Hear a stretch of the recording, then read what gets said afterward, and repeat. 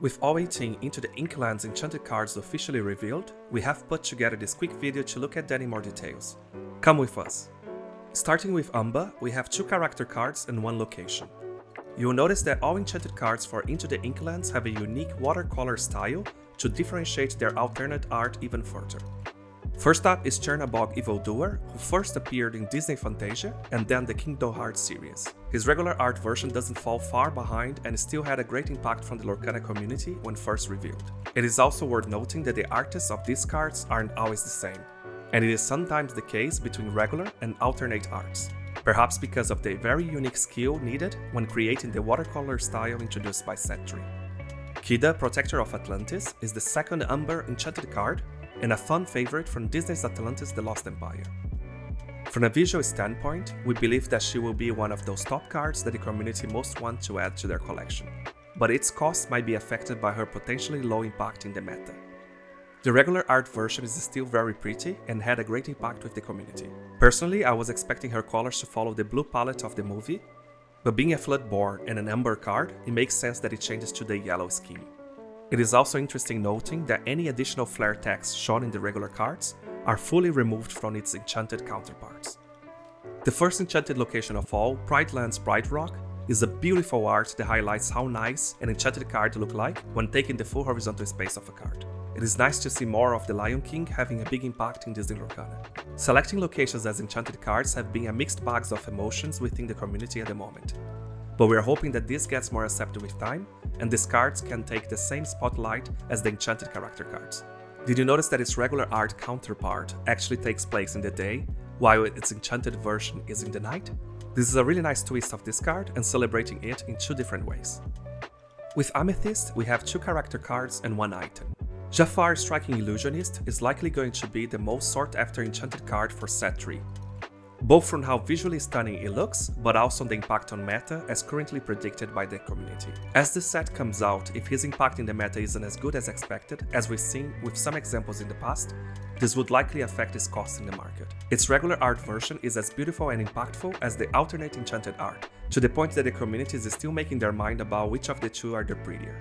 I think I will only be able to make the call when I see both of them in person. Fingers crossed it doesn't take me too long to pull an enchanted Jafar. Maleficent, Mistress of All Evil, is the second Amethyst character that got an enchanted slot for this set. As with the previous examples, we can see more and more of these enchanted characters with a flatter, less detailed background, giving more of a feeling of a portrait than an actual full scene. For Maleficent, this works really well since she takes almost the full space of the card, but this effect might not have been as successful for other enchanted cards, as you'll see later in this video. Her regular counterpart is still very beautiful, and manages to capture all of her glory and personality. I might even consider making a personal playmat using this stunning art from Greystrand. The first enchanted item of all, the Sorcerer's Hat, is another art that translated very incredibly on its watercolor style. Because of what it represents within the Disney community, we can expect this card to always hold a big value among collectors. Personally, this is probably on my top 3 enchanted of Into the Inklands. On its regular art, there's more than just the hat in picture. You can see Minnie on the background about to reach the Sorcerer's Hat. With Emerald, we have 2 character cards and 1 location. Morph Space Goo is the first Treasure Planner character to get the spotlight as an enchanted card. Even though this art is really beautiful and unique, the community's reaction was mixed. Players were expecting another bigger character to take on this spot, such as Helga Sinclair Femme Fatale, or even Jim Hawkins' Space Traveler. Seeing Morph here was a nice surprise though. Its regular art version takes on a goofier side of Morph's personality, with the big focus on the environment around it. Ursula Deceiver of All, not to be confused with Ursula Deceiver, is the second Emerald Enchanted character. This card is insane, both from its amazing visuals but also from a meta standpoint. From what we have been seeing online among the community, this is probably another of this very expensive sought-after card, competing for a top position with Jafar Striking Illusionist. Ursula's regular version of this card is also very theatrical and beautiful, but definitely not as impactful as its enchanted counterpart. Just a quick trivia, did you notice that all legendary cards for Into the Inklands have the card art overlapping with the edges of the card? It's super cool. The second enchanted location for Emerald is Cusco's Palace, home of the Emperor. This is another one of those cards that, if you can look past locations being used as an enchanted, you can see the true beauty of it. Personally, out of all enchanted locations for set 3, this is my second favorite one. At this stage, it's really hard to tell how much interest the community will have for any of the enchanted location cards, so this can be 50-50. For its regular art version, you get a similar shot of this location but from afar, more of a hint of the palace than a full view as we see in the enchanted alternate art. In Ruby, we have 2 character cards and 1 location. Captain Hook Master Swordsman and Peter Pan Pirate's Bane are the 2 Ruby enchanted character cards. Let's take a close look at both of them at the same time. What is super interesting about both their enchanted and regular versions is that these cards follow a continuation from one frame to another. For the enchanted version, both Captain Hook and Peter Pan are on the same ship, even though they seem chill and just posing.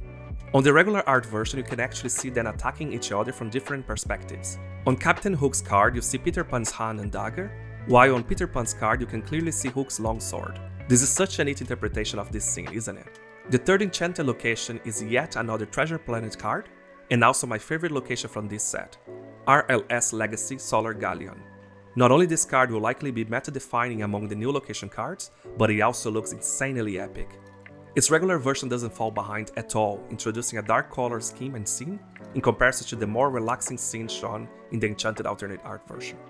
In Sapphire, we have 2 character cards and 1 location. Meta-defining Grammatala Spirit of the Ocean is the first enchanted character in Sapphire. Even though we believe this card will make a big difference for our meta, and there is no denying about how beautiful this alternate art is, my gut tells me that Grammatala's popularity will not bring her up the charts when it comes to the resale cost of this card. I believe only time will tell. Her regular card is also very beautiful and ethereal, but part of me was hoping that they would have represented her in her manta ray form. Scrooge McDuck, richest duck in the world, takes the other spot. From what it represents, I have a good feeling that this enchanted card might be one of the expensive ones. I like how they merge both him and the unique lucky dime in the same frame. From a personal level, this is up in my top 3. Its regular version is even prettier and lively, with a huge focus on his gold and also the lucky dime. Did you know that in its foil version, which by the way comes with the starter pack, the pattern used there is actually money signs? It's amazing.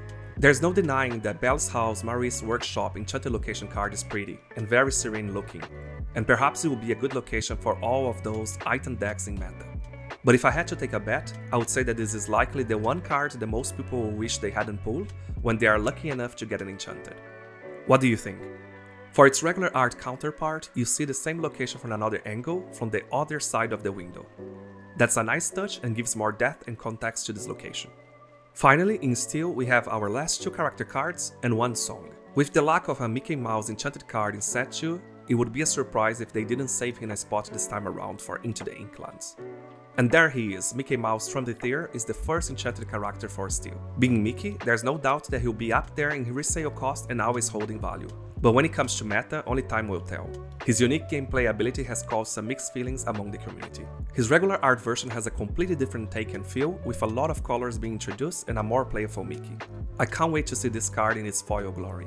Robin Hood, Champion of Sherwood, is the last enchanted character for Into the Inklands. This card will likely also be the #1 most sought after, being on top of the chart side by side with Jafar and Ursula.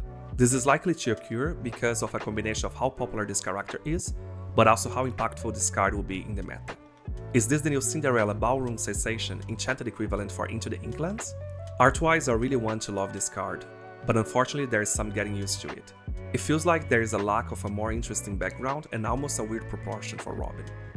In its regular version, we can see the ever-brave Robin Hood protecting Tagalong from any harm, while being as awesome looking as always. Finally, the last of all enchanted cards is actually an introduction to an enchanted song. And Then Along Came Zeus is an awesome looking enchanted song that will make a huge difference in set 3 with the introduction of location cards. We can't wait to see how this card looks like with its enchanted foil pattern applied over its tanda. This is a good representation of making an enchanted card exciting, even if it's not an enchanted character. This is actually an enchanted generating a lot of buzz, so I can't wait to see where it ends up in cost. For its regular art counterpart, the focus is switched from the Titans to the Muses, bringing a more pacifist approach to it and lighter colors. This brings us to the end of this video. What is your opinion on the introduction of non-character enchanted cards for this set? Is this going to affect how you organize your cards collection? Thank you so much for watching this video. See you soon into the Inklands. Happy questing!